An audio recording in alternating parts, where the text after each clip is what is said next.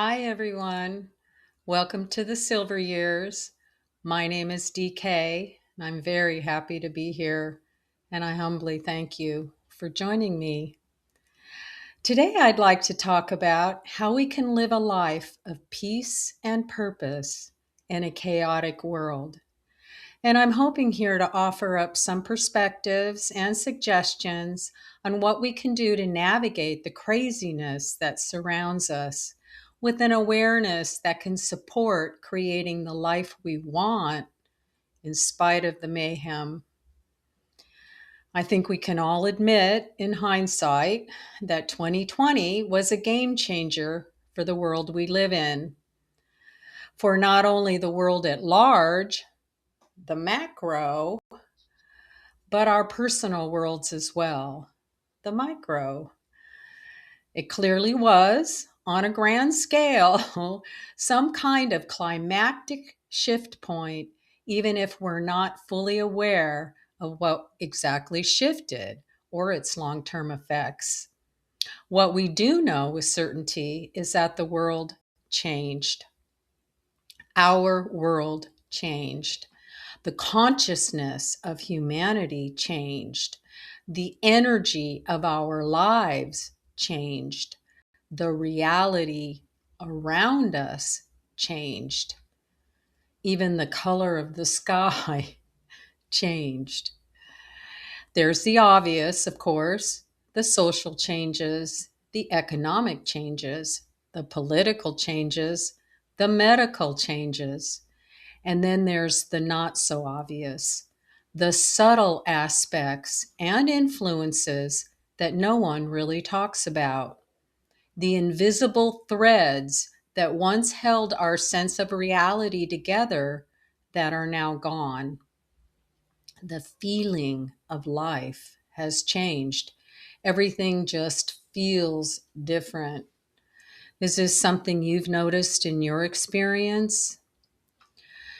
Now, I found for me, this became very evident when I'd lost all interest in the things that I used to find enjoyment in. How I entertained myself was a big one. It was like a heavy malaise had set in, and I could no longer connect with an old way of being or doing. I could no longer connect in a fulfilling way to the material offerings the city structure around me presented. You know, those socially entertaining distractions we were taught to enjoy when we went out, like shopping, movies, eating out, and such. None of it made sense to me anymore. None of it was fun anymore. And I definitely could not connect with anything that those around me and the media was promoting as being normal for someone who was in the silver years stage of life like me. You know what I mean? Because according to the matrix system and the media, someone living the silver years is perceived overall as having little value. We're treated as basically invisible and like we have nothing further to contribute to society's advancements, unless, of course, you're an old corrupt politician. Sorry, I couldn't help myself. Anyhow, the World Economic Forum considers anyone who isn't an elite, like the old corrupt politicians, to be a useless eater. And once you leave the workforce, once you become retired, we're programmed in this country to believe in ageism, that retirement is the equivalent of being put out to pasture, where you'll be relegated to spending the rest of your days going to doctor's appointments, taking pharmaceuticals for old age ailments, and complaining about the aches and pains of getting old, while you drain all of your assets just in time to be put into a nursing home for the grand finale.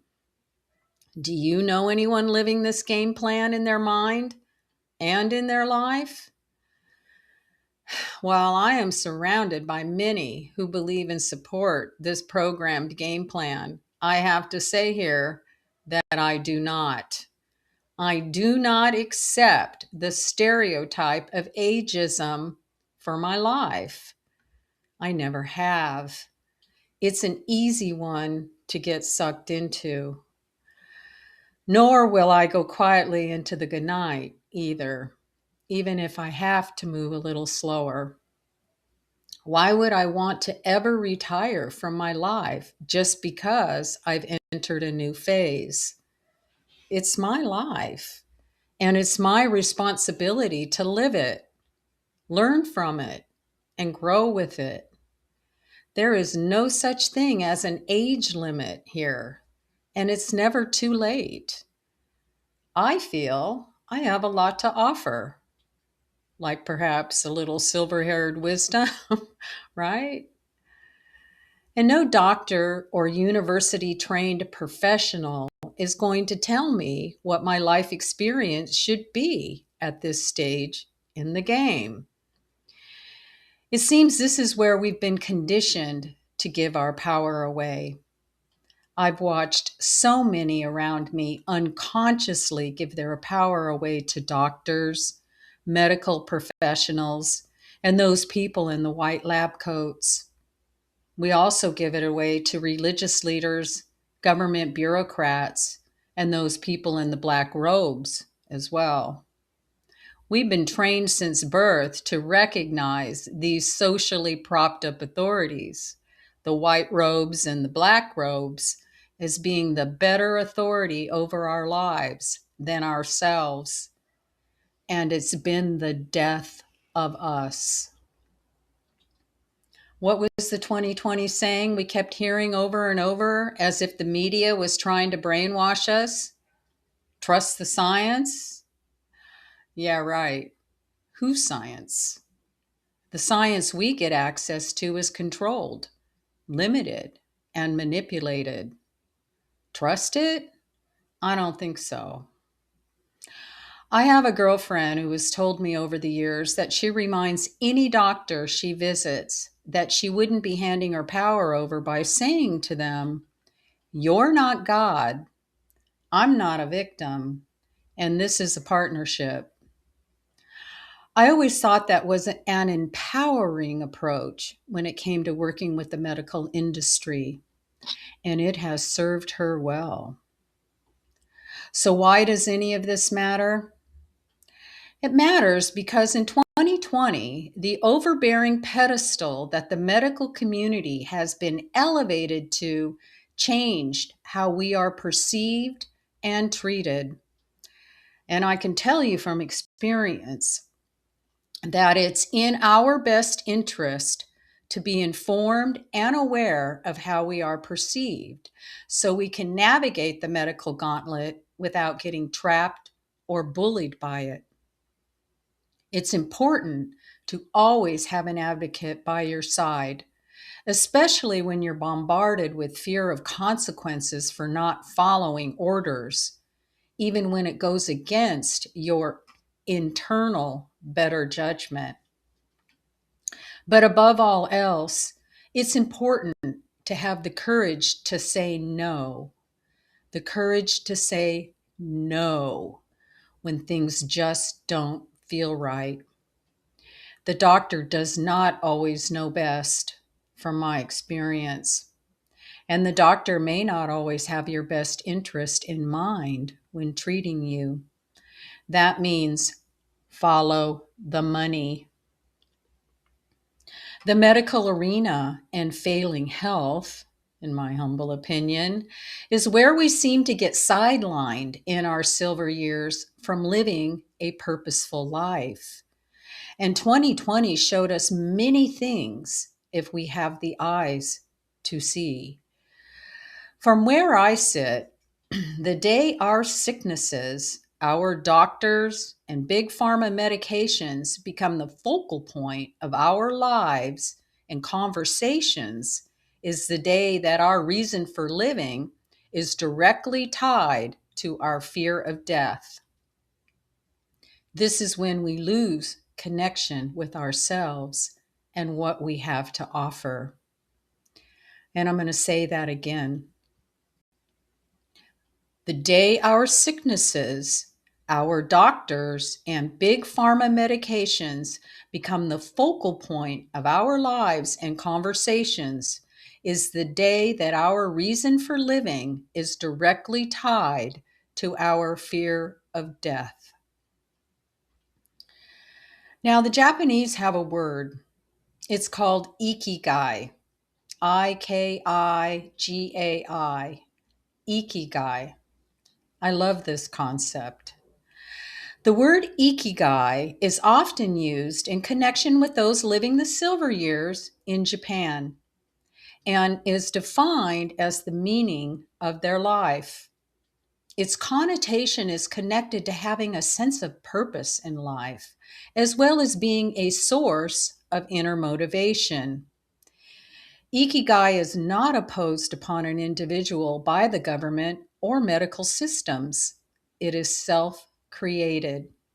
The motivation to live a purposeful life comes from within. So, how can we embody what it means to have a purposeful life in our chaotic world? For starters, I have found that creating a bubble of peace around me is an essential first step. I am in control of my bubble and what I allow in its field. I may not be in charge of many things, but I am in charge of my bubble.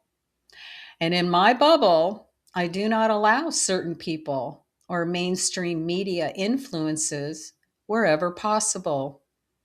No nightly news, no toxic people, no doom scrolling, no low vibe media, movie or music, anything that could lower the high vibration of peace I'm striving for. What I consume, watch, or what I listen to is mine alone to manage. I take that very seriously. It is my responsibility. You know, it's an interesting dance we have here in this realm of reality, rife with polarities and obstacles. We create our reality on one hand, yet we have no control because we're merely a fractal of the whole on the other. I had a friend who taught me years ago how to visualize peace within my bubble by seeing myself standing in the eye of a hurricane. Whenever I felt the chaos in my world was going to swallow me up, I would simply close my eyes, take a few deep breaths, and see the storm swirling violently around me as I stood in the peaceful calm of the eye. I could let the storm hiss and swirl outside of me while calmly observing the chaos from my peaceful bubble inside of the eye. Or I could stick my toe into the wind and hope for the best. The choice was mine to experience. Maybe you will find this technique as useful as I have. Truth is, we cannot save the world from the chaos that the hurricane embodies. It's too big, overwhelming, and completely out of our control. We need to shrink it down, bring it in, closer to home, make it manageable. Because the only thing we can truly influence, the only thing we can truly change is ourselves. It comes from within. Peace must begin inside of us. That's why it's called inner peace. As some would say, it's all an inside job. Everything we create in our reality, in our bubble, begins with us and our mindset. Anything outside of that can be called a distraction. Where we focus our point of attention is extremely important and something to always be aware of, which means We don't want to focus on what we don't want to create. And this does include health issues. If we're always worrying about getting sick, then this is the experience we will attract and create. Where attention goes, energy flows. Staying in the present moment, the right now, is also essential to maintaining peace within the bubble.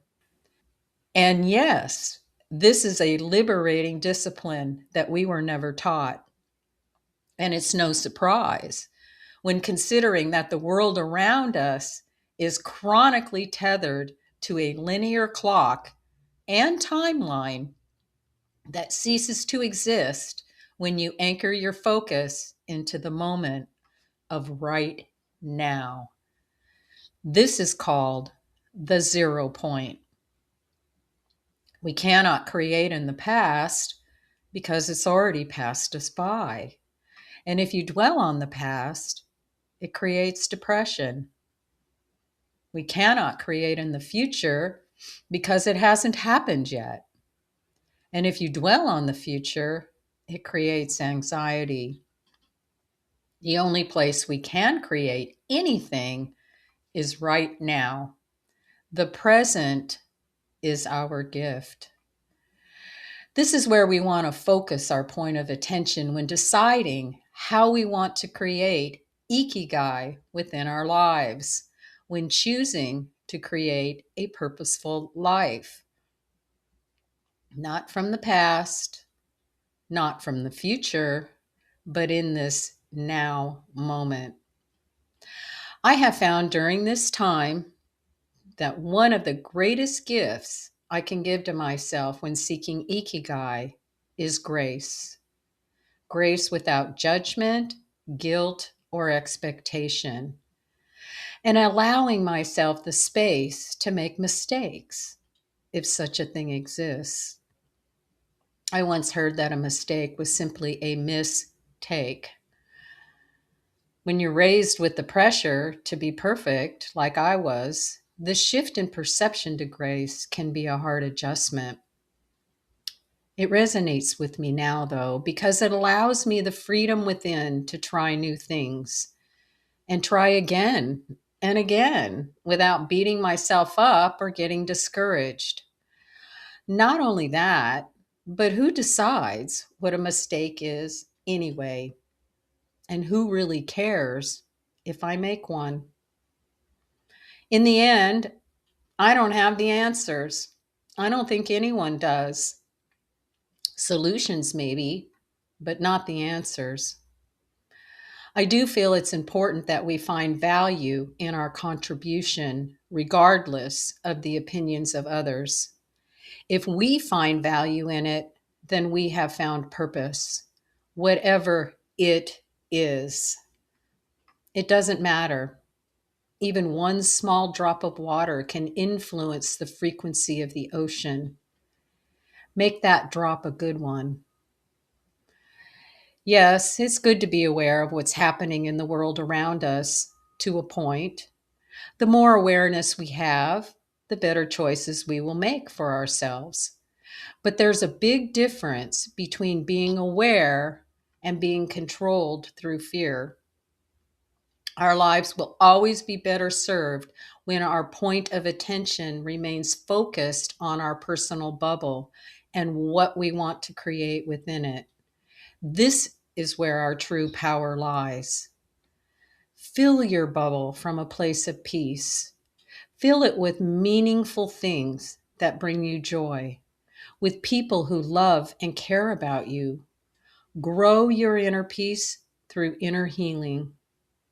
Journal your life story if that calls to you. Write your story, tell your story, weave your story into a quilt. It's your story, not his story. Leave an historic legacy while healing yourself at the same time. Create something our future generations can never get from artificial intelligence, something authentic that holds the energetic imprint of you in your handwriting, right? That is the gift of the present. Now, before I go, I want to leave you with a loaded question to ponder, as I like to do. What does creating a purposeful life look like for you? Please leave your comments below. I would love to hear your thoughts. Until next time, be well, choose love, and thank you. Thank you for listening. Goodbye for now.